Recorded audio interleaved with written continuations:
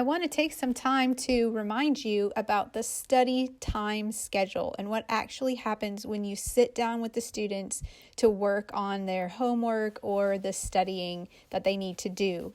We will have reading for 20 minutes and writing for 15 minutes and math for 15 minutes. And I would really appreciate if you do your best to keep on time with those things and give attention to each of these 3 items. I'm going to give you a little bit of an explanation about guided reading as Abigail and I act it out for you.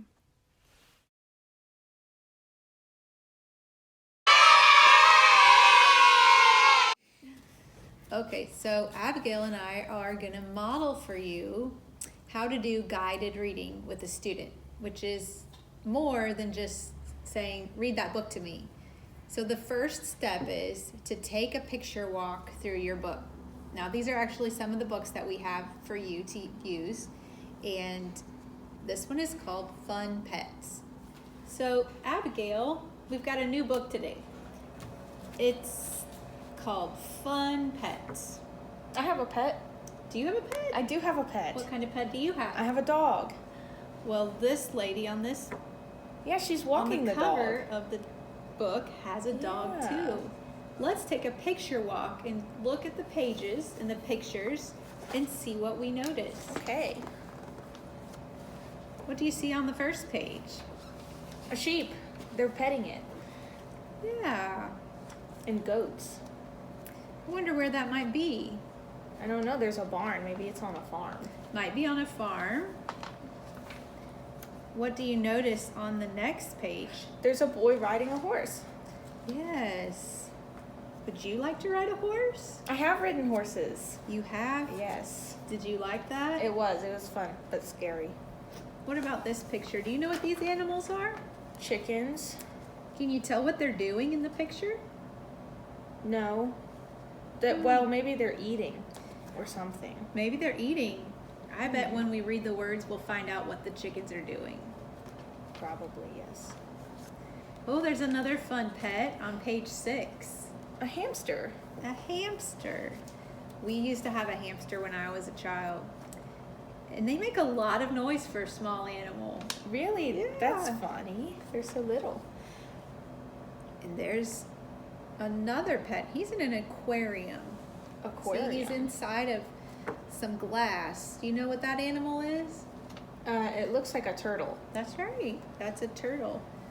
Would you like to have a turtle as a pet? Yeah, they seem like they would live a long time. They probably would. Well, here's some interesting pets. These ones look gross.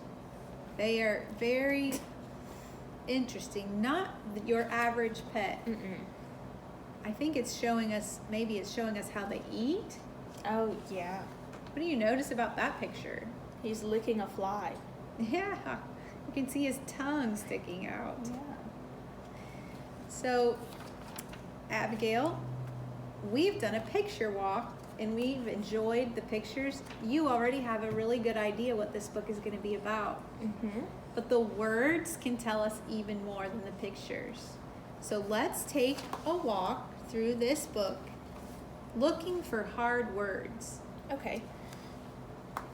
Why don't you tell me, what's the first hard word you see? I'm on page 2. This word is long. And Yeah. What did we see in the book? All kinds of different animals. Right. So I bet that word's going to show up a lot in this book. 'Cause Yeah. Pets are animals, right? Mm-hmm. Now, there's something about these particular books. They highlight vocabulary words, hard words. So when you see the yellow, you'll know that that's a word we want to work on. It Yeah. might be a difficult word to read, but we can practice them right now. Let's see if you could read this word. No. Yeah, that's a funny sound when the O and the I together say oi. Well, this is noises. Noises. Yeah. Like sounds. Yeah, chickens make noises. Mm-hmm. And the next word is Sprinkled. It's a Sprinkled. lot of sounds to blend together. Sprinkled. So they sprinkle the food on the ground for the chickens, and then they go around searching for it. Oh, like corn and stuff. That's right. So we would continue on through the book, looking at each word that might be hard to read. So that's the second step. So we've looked at the pictures as the first step. We took a picture walk. Second step was looking for hard words. And as you can see, that takes quite a bit of time.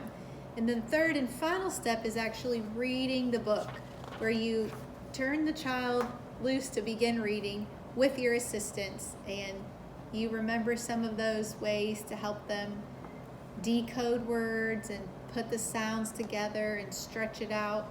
And so the last step is actually reading the book.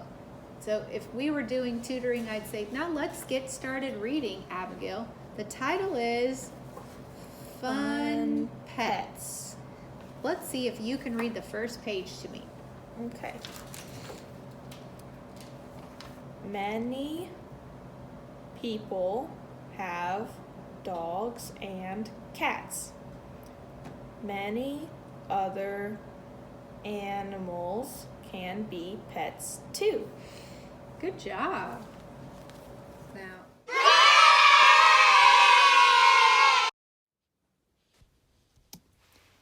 you will find in your students' packet something for writing, specifically for writing. This is an example of what the second graders have in their writing folder.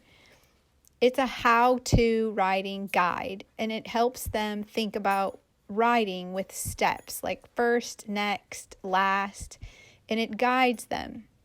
The third, fourth, and fifth graders have something called My Wonderful Writing. For right now, we're going to let them work on these writing packets, and they will be trying to think of different words, expanding their vocabulary, instead of using short, simple explanations, using more details. So this just gives them skills in writing.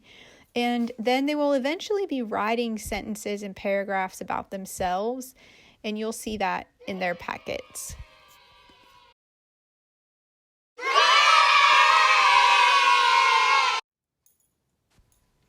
Your last set of instructions are for mathematics, and you will see math flashcards, games that have to do with math, numbers, money, or on occasion even worksheets that students need to do during math. And one last reminder to fill out the tutor info sheet before leaving, and also the students' homework hero.